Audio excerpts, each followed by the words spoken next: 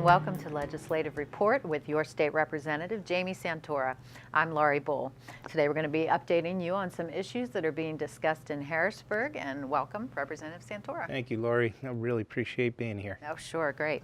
You got your committee assignments, I think, since we last talked, and 4 assignments: urban affairs, professional licensure, local government, and children and youth. You had mentioned some recent action in the local government committee. Can you tell folks about that? Absolutely. Yesterday we passed a bill that will allow local municipalities to have alternates on their planning boards. And this is important to them because what would happen is if they could only get 1 or 2 people to come to the meeting, one could have a conflict. It could be a neighbor looking for planning and they could not vote on that. So now we allow for multiple alternates to be there, and it's not, we're going to handpick this guy for this case. It's by seniority. So there'll be, alternate 1, 2, 3, and it'll just go in a routine order. And that's a good bill because it really helps our local municipalities to be able to continue progress in planning. And just getting that assignment of local government seems to fit your background. I know you were a councilman for Upper Dowry Township, so that seems to be in your wheelhouse. Absolutely. Being part of the actually largest township in the Commonwealth, we have over 82,000 residents. I served at large as a councilman, so yeah, it's right up my alley. I also served on their comprehensive planning committee.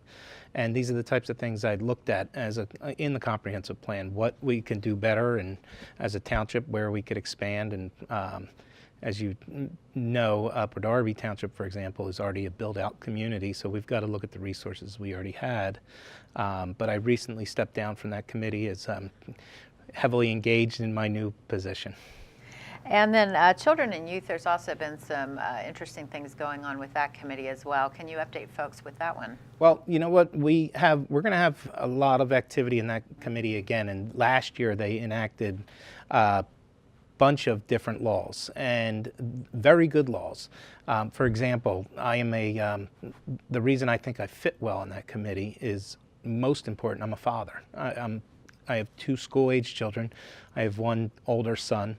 But my 2 school-age children, if I want to go on a class trip with them, at my daughter's school, for example, I've got to have a criminal background check. I've got to go through an entire 2 or 3 hour process to learn about protecting children. And then I've got to re-certified and go to the state police and get a criminal background check to send all that information to go on a school trip. The laws that were enacted last year that say that if you work with children, you are going to be background checked and you're going to have to keep up to date. Another piece that I really liked was if you expect abuse, and there's the hotline, the children's hotline, 1-800-932, and I have it written here, 0313. It's an extremely important hotline, and now it's a requirement. You must report abuse if you feel that it's a possibility. So a lot of people are saying to themselves, well, what if I'm wrong? That poor person. Well, but what if you're not wrong? Right. That's what I say. And it's my number 1 concern. I want to protect children. It's our responsibility. Me as a parent, as a legislator, anybody in a public life, anybody that teaches, anybody involved in schools, or just involved with youth in different programs. Our responsibility is to protect those children no matter what. And if we make a mistake because we truly felt that there was a possibility that I'll take that. I'll take the fact that it was a mistake, and I'll live with that more than I could live with. I let something get by that should have been prevented. We just, with everything that's going on in this state in the last several years, we just can't allow that to happen. So make sure that you call that number if you expect anything, 1-800-932-0313. It's so important. And then there's also a website, keepkidssafepa.gov. That's a great resource. It's got a lot of information on there. And I think there's a lot of opportunities for people to learn more again, protecting our children, it means the world to me. As I said, I have a 10-year-old, I have an 11-year-old, and I have the good fortune of having a 22-year-old. So I think we're gotten past with him, but I still, I focus on my two younger ones. And as any parent would tell you, it's our number one precious precious resource. Yeah, there is nothing more important to a family than their children. We'll keep up with that, the work of the Children and Youth Committee, but moving forward here, at the time of this taping, we're less than a week away from the governor's budget address. And, by the time people see this, maybe it will already have happened.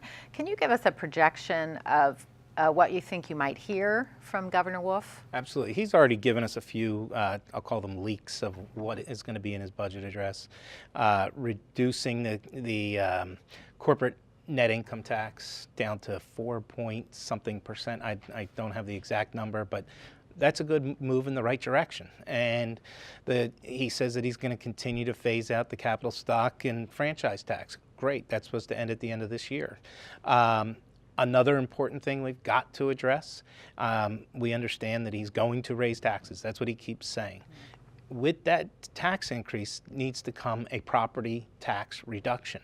I've been working with a group of legislators every single week, including our leader, Dave Reed, on exactly that. How do we get to a good plan to reduce property taxes for homeowners who have invested in Pennsylvania? They buy property, they're making the biggest investment. So that's one of my number one concerns, is how we do both of these things. So for any tax increase, it better come with a property tax. I'd like to call it a tax shift versus a tax increase. That's what I'd like to see happen. Yes, some compromise is going to be needed. We have a Democratic governor. We've got a House and a Republican Senate. And we've got to work together, because we've got to get a budget through for the next fiscal year, and it's extremely important.